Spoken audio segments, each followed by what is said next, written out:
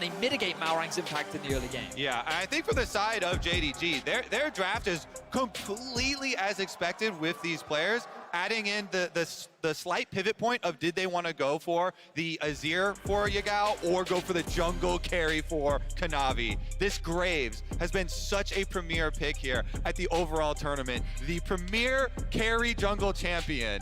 See if he can put it to use. I mean, it's quite a statement to make if you go into the first game of the best of 5 and absolutely dominate in the jungle there. I'm excited to see it. The players are loading onto the Rift. New York, would you please make some noise for the first quarterfinal game here at Worlds 2022? Rogue and JDG.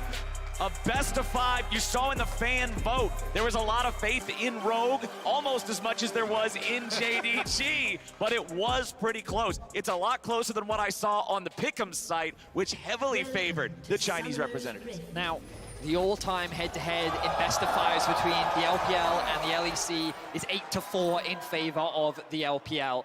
While Europe have been able to upset here and there historically, LPL has always had Europe's number, but now we get to see the LPL's #1 seed against the LEC's #1 seed, the best of the best from both regions. Let's see what both teams can bring. Champions versus champions right here. LPL versus EU. And the crowd going wild. Early some vision down here on bottom side, trying to get vision both of the brush as well as possible early alert for a late invade. There is a sweeper already started for Kanavi on the Graves, so maybe you get a late invade towards top side of the map as well. Ping's coming out already. And I like this on a champion like Graves, who is such an adept duelist in the early game, being able to come out on top in a lot of these skirmish situations. And there it is, JDG with a late invade. Odoamne will see them there, but won't do anything about it. I love doing this for Graves jungle, especially when you do have the matchup on the other side of the map like that to split. Meaning, Malrang also always does this control ward start, whether it is Jarvan or the Vi here, placing the extra vision through a little pixel brush on bottom side to allow for some of those ganks towards the bottom side river. See Larson already looking to get the push in the mid lane. He has dropped that little ward to keep an eye on what Kanavi is up to. We'll see how Malrang adapts his pathing. He will spot out the Graves doing the Raptors. You would expect Malrang to go from blue and then move towards the bot side of Kanavi's jungle. The problem he has no push in the bot lane. He may be able to usurp that with the fact that Larson has the push in mids, but Kanavi's going to come through and help alleviate some of that pressure. Yeah, it's just so nicely done here from JDG, setting up for jungle success. They showed early priority on the Graves champion, and now with this counter jungle splitting through the other side, you take away so much area that Malrang has to work with here. He's going to get his level 3 on his Vi off of purely this blue quadrant of the jungle, but now it gets difficult for him because he's kind of forced into making a gank or going all the way up towards countering the blue quadrant there of Kanavi. And he is pathing up towards that northern half of the map. His own top laner is very far extended here as Odo is taking control of the lane nice and early, getting 369 shoved in. He will want to crash this wave up here. In the meantime, Malrang clearing out the Krugs, the one camp that was left, not stolen away by Kanavi. And a good job here. Kanavi crosses back, so he's just eliminating any other possible areas for Malrang to farm right now. After Krugs, gonna come over and look for the Scuttle Crab fight. Odoamne is pushing up, so nice to have your pushing top side here. Maybe Malrang will be able to get over for spawn of Scuttle Crab, but Odo taking a pretty big trade. Really good trade from Odoamne. But 369 is going to be looking for it. He doesn't know that the Vi's here, though. 369, you'd think he would have saw it right there in the brush, but no! The damage comes out. 369 with 100 HP, still trying to get away from this one. He'll survive. And now Kanavi's made his way into the top side river. It's a flash coming out. Oh! There won't be a kill just yet. 1 for 1 here in the top laners as Kanavi versus Malrang now turns into a duel. It's a level advantage here for Kanavi. Malrang getting himself back into the brush, charging up the Vault Breaker. Kanavi doesn't want to give him an easy target. Teleports, bringing both top laners back into the fight, back into the mix. Odo shows up and protects Malrang's exit. Ooh, it is, in the end, first blood for Rogue. They get the kill first there for Odo, and with the lane pushing back towards him, immediate teleport right back out. He's going to be in a pretty good state as soon as he's able to equalize that wave. Meanwhile, Malrang did use Flash there on the Vi, and teleporting back. The only problem is there is exact timer for Kanavi on these Raptors, so Kanavi should be able to get second steal on the Raptor camp from Malrang as well. Continue to counter jungle it, and there he goes right for it as well. That's going to be number 2 taken off. Kanavi's whole pathing this early game has been immaculate. The fact that he started red into Raptors, moved into his bot side Raptors to cover for the potential invade into his red buff. He then pathed up towards his blue, saying the other option that Malrang has, if he doesn't come into the bot side, he could try and cross map top side. He covered for that as well. And then he was in a position to cover for the early gank as well, and ends up trading 1-for-1. So overall, really smart pathing, and he's a large part of why they were able to get something off the back of this. Now you can see Odo Omni, what looks like a bad trade initially, in 369 sees a window. He knows the Renekton cooldowns are very high early on. Malrang at the last second though shows up and is able to come in for the counter gank. But at this point, they're not quite close enough to get the kill. It's the moment that 369 comes back into the lane that Odo Omni sees his window. And Odo knows there's no flash on 369, so he goes right for it. Flash hits the stun, slice and dice in. Even though he has to take the tower shot, does get the first blood bonus. Then in the aftermath, Kanavi obviously pushing that wave as well, and Odo teleporting back. So look at this. You have to take into account not just the first blood, but also the CS afterwards with that big pushing wave. Quite nice for the Renekton in the 1-versus-1. So while Malrang has sustained a bit of a deficit in the jungle, and that's just a single small Raptor that he clears out there because it was counter jungle, Kanavi leaving one behind, it does mean that Odo is set up for success. The awkward thing for Malrang, though, is his whole pathing has kind of been messed up now in terms of this early game. He's still able to help out his top lane and get a bit of an advantage, and I think that was really important, especially in the Odo versus 369 matchup. But when you look at this Lucian army, this is the lane that you typically want to try and enable. The only plan here I can see for Rogue is as we get closer to the 8-minute mark with the Renekton being stronger, Rogue is looking to try and contest that first Herald, and then they bring it down towards the bot side of the map to then involve this Lucian army more into the game. And it's nice that we're seeing as well the reason why we keep talking about, whoa, Odo getting quite low here with ult. We got a little bit of a scuffle. Odo goes into ulti. Kanavi's coming up through the brush. Rogue have their jungler nearby. Malrang is undetected for now. Kanavi throwing a bunch of damage straight into the brush there. Dashes forward, puts a bullet in his back. Malrang has to run, and JDG just get the better of him. Kanavi once again in the perfect position on the map. Level 6 for the Graves, 50 CS now at just short of 7 minutes. This man has been leveraging his early priority perfectly and has been putting on a jungle masterclass within the first 7 minutes of the game. And every jungler knows this feeling. It is so nice to be this ahead on Graves. Getting to your early serrated Dirk, a massive power spike there. He's going for the red steal, and Odo Omni wants to protect it one for his jungler. Malrang coming in too, but they won't be able to close that distance. Kobe, I like how you're saying every jungler knows this feeling, talking about being ahead. I think everybody knows what it feels like playing against fed Graves, and it is not a good time. Kanavi taking over the early game here and forcing out a flash in the mid lane from Lars. Meanwhile, we have seen why this Aphelios plus Lulu has been kind of the popular answer into the Lucian Nami early on. Hope and Missing doing an absolutely amazing job down there on the bottom side. Since there was so much jungle attention focused towards the top side of the map, they were left completely alone in the 2v2 and have been able to utilize that extra early power there to be able to get a nice little bit of a CS lead for themselves. Off of the early recalls, though, see if it starts to turn back around. It's so impressive to see how Kanavi plays around where he has pressure on the map. And as you rightly said, Kobe, this bot lane just keeps leveraging their range. The early range advantage that they have means that they can just keep pushing, and they don't have to worry about the enemy jungle because of what Kanavi is doing on the map. It's this great relationship between jungler and laners that's basically giving JDG a lot of options, and you can see now they've been able to accrue a small early game gold advantage, and a lot of that is sitting on Kanavi, who's now level 7. And it's a perfect timing for Kanavi to recall after that blue buff steal. Once you get this power spike of the Umbral Glaive, you have so much vision control as well as burst potential here for Kanavi. So level 7 with the Umbral Glaive, the first completed item in the entire game. And of course the zombie wards, you get to take away and make the map completely dark for Rogue while putting up your own. And that vision control scales with your lead, because all of a sudden you walk into a brush that you don't have control over. That Graves can threaten 100-0 against you if you're not ready for it. We'll see how he's able to utilize that and keep this tempo going here. As Larsson's got control over the mid lane, you can see that is one of the bigger CS advantages that Rogue have found for themselves. Just about 9 minutes into the game, Herald is up. Kanavi's here in the top side river again, but there is vision of this pit. Rogue does have the ward there in the back. Kanavi's gonna find it. And they're going for this off of the support recall timer. You see the roam here from Lulu. Missing goes straight out through mid lane, roams over to support this play on Herald. I think Rogue gonna make the correct call here, give that up and play towards the bottom side instead. Ooh, nice little bit of a juggle there from 369, knocking Odoamne back into him away from the turret. 369 not afraid to aggressively use these ultimates just to trade, get some advantages here in the lane. Kanavi's gonna secure the Eye of the Herald there for the side of JDG, as Rogue has Malrang and Trimby working together to take down the first Drake of the game. Not an exceptionally quick one, not an exceptionally slow one, but it will be that first Cloud Drake here for the side of Rogue. Missing will see them take it with the ward over the wall into the pit, but that's about it. So objectives traded across the map here with those first two neutrals.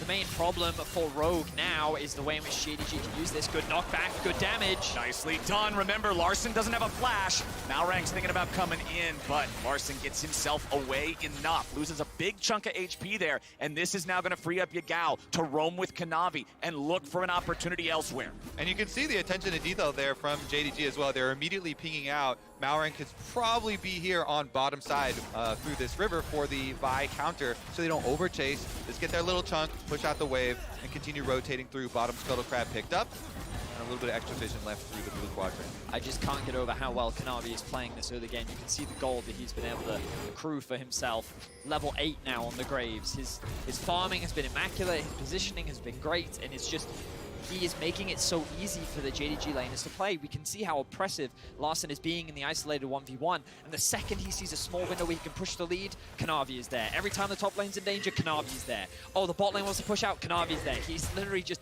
covering for every single laner, and Rogue feels very limited in terms of what options they have in the early game. Yeah, he's done a magnificent job actually manipulating his route so he can both deny some camps to Malrang as well as support the lanes in their need. It's something Kanavi has really shown through with. And you can see in the build, too, with that Umbral Glaive already completed, like you mentioned, Kobe, now with the Iron Spike Whip going towards the Gore Drinker, you're up against a short-range AD carry and two melee fighters. That's going to be a lot of team fight healing once we start getting into these bigger fights. Yeah, the bow build definitely found a lot of success with that one as well. Missing and Kanavi coming over with a double jungle support team up here towards mid lane. Just going to look to get the push in and then start to test this vision in the bot side of the map. We can see the Lucian moving back out onto the map as well. Looked like he was pathing towards mid, decided against that. But Odoamne does have the TP, but it's not quite unleashed. It looks like there's no real objective. It's just a bit of a dance for these river wards for now. Yep, still 2 more minutes before those teleports become unleashed, and 2 minutes is also how much time remains on the Eye of the Herald. Remember that Kanavi secured it, but it has not been used yet. He and Yagao were roaming towards bottom, seeing if there was an opportunity there earlier after chunking out Larsson, but it didn't turn into anything. So I'm curious where JDG is going to choose to use this, because they've got about 60 seconds left. Yeah, I would love it if they could just pop it mid lane here, because you really want to unlock Yagao on this Taliyah. He just finished Crown, has ultimate ready, can start to make some roam plays. So if you spend extra resources, get a little bit of a pressure gank there, and plus take down on some of the turret plates, some security. Move in for some extra counter jungling first, though, as he takes away red buff and looks for the dive. Oh boy. Let's see here. Now that they've given up their information, though, knowing there's a ward in here that is scouted out for Rogue, there's probably going to be a cover, assuming they are for Kanavi, so immediately moves off, and on their own control behind red buff, they do see the support coming from Rogue, so they don't overextend. For now, Rogue just going to play on the defensive once again. I imagine the next big point of contention will be this dragon spawning in about a minute and a half. Let's see where this Herald ends up going. Kanavi making a beeline towards the bot side of the map. You can see they have the push. Trading continues in the top lane, but I really don't expect either top laner to be able to kill each other. Oh, we're actually going to drop the Herald mid. This was something you were talking about, Kobe.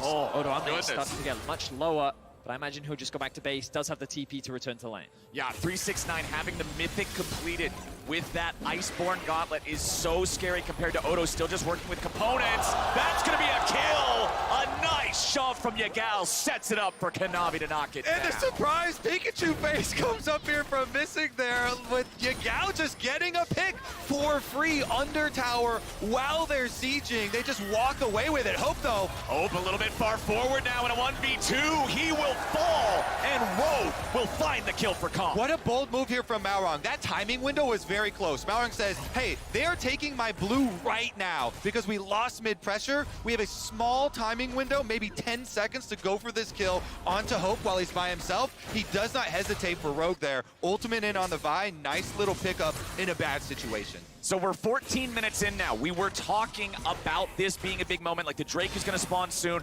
Turret plates on your screen, 800 golden plates for JDG versus absolutely no plates taken for Rogue. The laning phase going the way of the LPL squad. Let's take another look at how Yagao found this, because wham bam. Yeah, the Herald charge moves Trimby out a little bit, and then he walks a little bit forward there. Yagao, right with the seismic shove, insta-kills, but this is that little timing window we're talking about. Yeah, you called it perfectly, Kobe, because I was just about to comment on how JDG are going to get so much off the back of this play. Their eyes were set on securing that bot tower as well, and if it weren't for that play from Maorong, this whole situation could have looked a lot worse. JDG now starting off the Drake, choosing not to go for it. Trimby has managed to sneak into the brush. Oh, Trimby's ready to go with the ulti coming out, and once again, there's no hope for Hope. Comp gets another. So, Rogue are finally able to get a little bit more action out onto the map. Maorong is finding opportunities as we see more fighting in the top lane. Top lane just never ends up here. Odo trying to scrap with him a little bit, but 369 is unafraid. And that should be a bottom side objective start for Rogue as well. Really nice call. In the first gank, Maorong, he burns both summoners off of Hope, and now they're thinking immediately, punish this AD carry. No summoner spells on Hope. So Trimby swims his way into the side brush, and Rogue capitalize on it and earn themselves an objective back. That's 2 dragons actually stacking very quickly.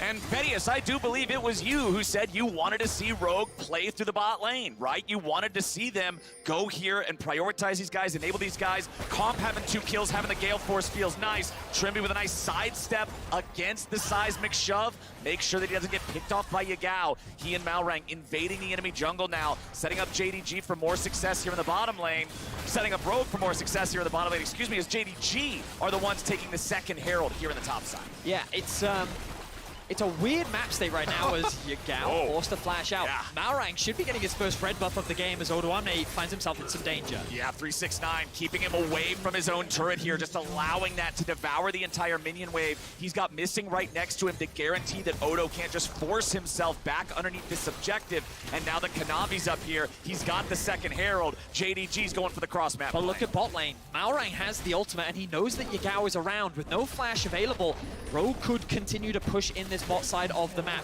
There are pings on the mid lane tower. Here comes the ult. Okay, it's not going to find a whole lot. There goes the ult. That was swing and a miss. Honestly, though, Yagao respected that play so much. That's why he flashed over the red buff wall. As soon as he saw Maorong on his screen, he was like, that R button, I'd better not touch me or I'm going to die. So flash down from the earlier jungle invade, it was why he was respecting it so much. And Rogue did a good job to try and leverage it, get as much out of it as they could. And we spent a lot of the early game praising Kanavi for his pathing, for his decision-making, for the way he was playing the game. But Maorong has come alive now, making some good choices of his own, utilizing the threat and the power of this targeted ultimate against these immobile carries. Yagao's trying to get out. No flash, no way. There comes the Vi ulti. There goes the mid laner. There's Larson getting the kill. It's a situation where Rogue is finding a number of picks, but JDG is cross-mapping well. They have pressure in the mid lane right now. Odoamne is making his way down, and he's looking to make a play on mid. They see him, though. They see him. Oh, Kanavi's going to eat a lot of the culling there, using ulti to get some distance. Odo won't be able to collapse in time, so JDG get out, but they will not claim the second turret. Yeah, and look at all these wards. It's all these wards that give JDG the early alert here through the jungle. And they're going to go for another red buff steal. Kanavi will not stop. Kanavi going in and securing that red gets him to level up to 12. Odoamne, the blast cone nearly seals his fate, but Tom's ready to go in. Missing in hope, trying to walk away from it as Kanavi is going to be shut down by Trimby. Cobb still ready to go, but he misses the piercing light on a missing. Rogue still looking to take the fight a little bit further, but JDG are making distance. You can see Malrang coming up through the river, seeing if there's an angle to cut these guys off. Tier 1 turret still standing. Vault Breaker being charged. Malrang not going to find a whole lot off of it here just yet. Trimby is going aggressive as there he goes. 369 picks him up as Hope and Missing are stuck in the side brush. Hope with a nice flash. Now Larson's here in a 1v2. Missing goes down and Larson goes over the wall. He's safe and he got paid to do it. What a chase! This is madness! Rogue over 3 walls, and now they might be trapped. Yagal looking for it. We're not done yet. Yagal's ready to finally join up in the fight. Malrang still has the ultimate. Keep that one in mind. 369's gonna lead the way. Malrang just backing inside the brush. He is a secret agent behind enemy lines. That was actually so big for Rogue, though. They've almost evened up the gold, and they're still ahead the 2 dragons. These picks for Rogue have been paying off. I'm so confused as to what I just watched, gentlemen. That was a crazy series of events. You watch Rogue coming back! But it's one of those things is Rogue is typically the calm, calculated team. Like, they'll fight you, but this was just blind chasing from Rogue. They were bloodthirsty for these kills, and like, this initial start looked horrendous. Odoamne forced to flash out, but look at the play here from Comp, melting the backline of JDG and killing Kanavi right off the bat. It was at this point that I think Rogue could have called it a day, but no, they wanted more. They certainly did. The bloodlust here, especially with Trimby. The Nami wave initially knocks up 3, big one for them, and is able to get a 0 kill, but then they keep going. Malrang over this wall. Trimby flashes over to try and follow him, misses the bubble, and then 369 says, wait a second, Nami is easy to kill. And they're just buying time for Larson to get here. Looks like he's about to make the play, but then they realize the Talia wall is coming over, so Larson's like, nope, I'm gonna ult them away, and then I'm gonna get a kill, regroup with my team, and then get out. Absolutely hilarious game of Red Rover. JDG, though, focusing back on the Dragons. They want to put a stop to these Rogue stacking. Exactly. Rogue may have caught up in the gold, but it's JDG having to catch up here in the Drakes. Kanavi should secure this one here with a smite, but the waves coming in.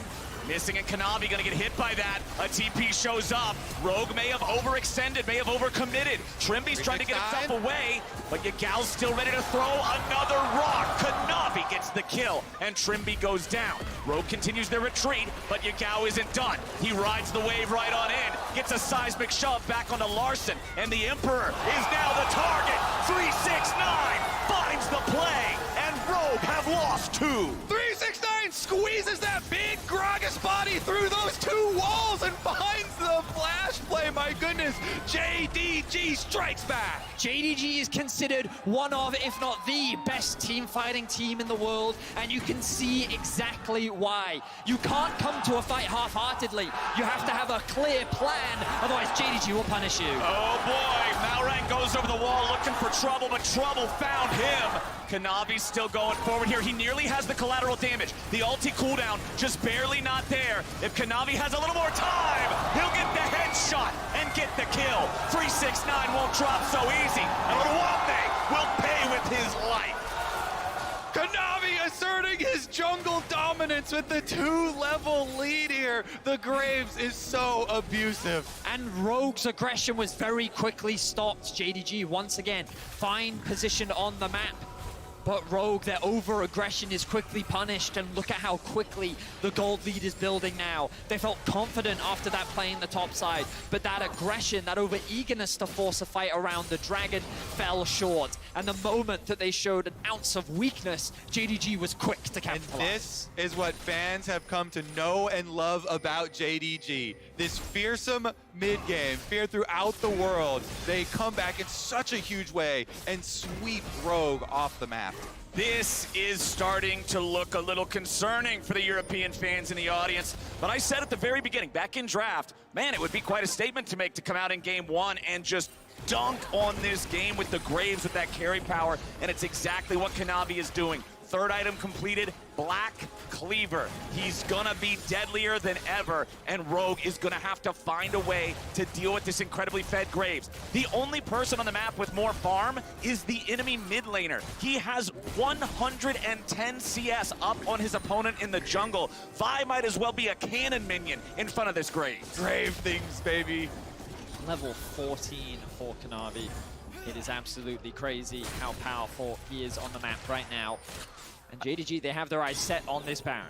I mean, when you look at it, they both have boots and 3 items. The problem is, Malrang, 2 of those items are a rock and a butter knife. He's not doing so hot up against the might of this fed Graves, of this level 14 jungler. By the way, both his solo laners are level 13. One of the enemy solo laners is level 13. Again, it's only Larsen's Azir keeping pace with this. Ah, the man brought a butter knife to a shotgun fight, Clayton. That is going to be very difficult to win. Let's take a look at how the vision starts to close, though, because this is one of the things that JDG also do really well. It's those mid-game team fights, and then as soon as they win the fight, they completely take control of both sides of your jungle. Kanavi moving in with that Graves for another burst attempt. Good lord, man. The burn nearly kills him. 29 HP, I believe it was. Red buff plus smite, showcasing the damage. Kanavi looking for more. The ultimate from 369 goes a little wide, though, which means that Odoamne will be safe. Good side step from him, but you can see the suffocation now coming in from JDG. The vision being denied,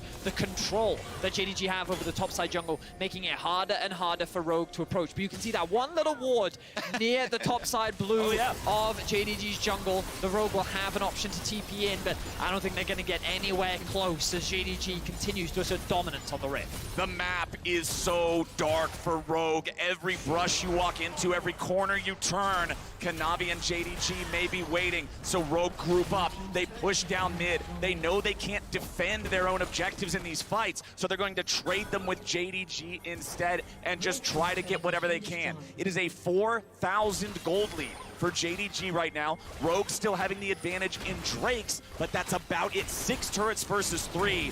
That's a lot of damage. And remember, gentlemen, one of those turrets was an inhibitor turret there in the mid lane. As we square up for what might be a team fight here in mid, JDG, they look for the ulti there from 369. They're not going to find the angle, but they get the flash out of the enemy mid. And that is very crucial. Larsen having the ability to be able to make that flash Shurima shuffle onto one of the backline members of JDG now becomes that much harder, especially with Hope and Yagao having all their summoners up. The ultimate comes out from Yagao. Yagao gonna block them off from making it into the bottom lane.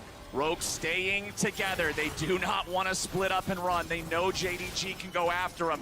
But is JDG looking for this second Infernal Drake now? Odoamne gonna be hit by Seismic Shove down to half HP. Comp coming in with the calling over onto the side, but it ain't gonna do a whole lot.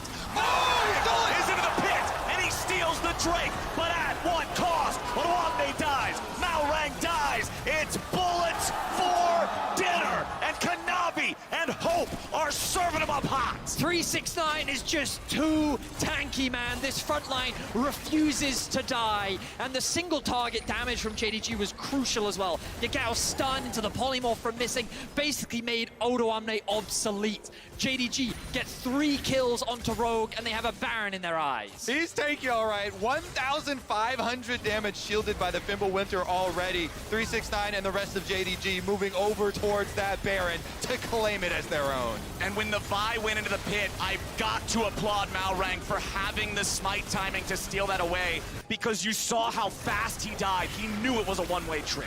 And you can see that in the choke point, the best option for Rogue is to just hit 369. But look at how much he just soaks up. Comp isn't really able to threaten anything on the backline. And while this still comes through, The butter knife! the rest of JDG are completely fine. Odoamne's low, and look, they just cannot kill him. The heal from Yagao as well comes up clutch. I think that might have been the difference maker to keep him alive. But JDG, they walk away with all 5 members strong, and they may have lost the dragon, but they secured a Baron. Beautiful, beautiful fight again from JDG. Nice smite there from Malrang, though. That little glimpse of hope.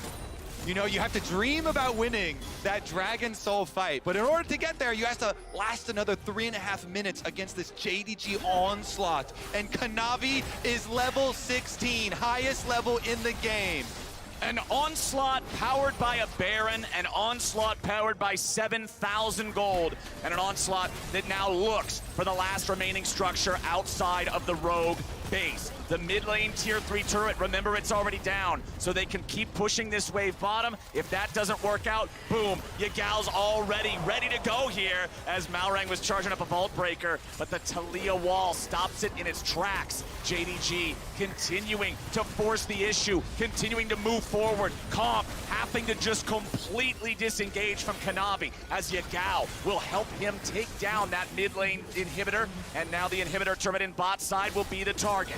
JDG are on a mission, and that mission will not be hindered by Rogue. The culling is eaten entirely by 369, and he does not care. Kanavi baiting on Owamne to stick around a little bit too close, takes him down to 1/4 HP. JDG are looking for the throat of the Rogue base. The first Nexus turret will fall. The second Nexus turret is under fire. 369 still at half HP. Rogue gotta find their moment. Rogue gotta try, but Rogue are gonna die. Trimby will fall first, and now Hope is fighting back with a nice long-range ulti. Malrang can't do a thing, and Comp and Owamne are stuck back into the fountain. JDG, they're on the Nexus, and they'll take the win in game 1.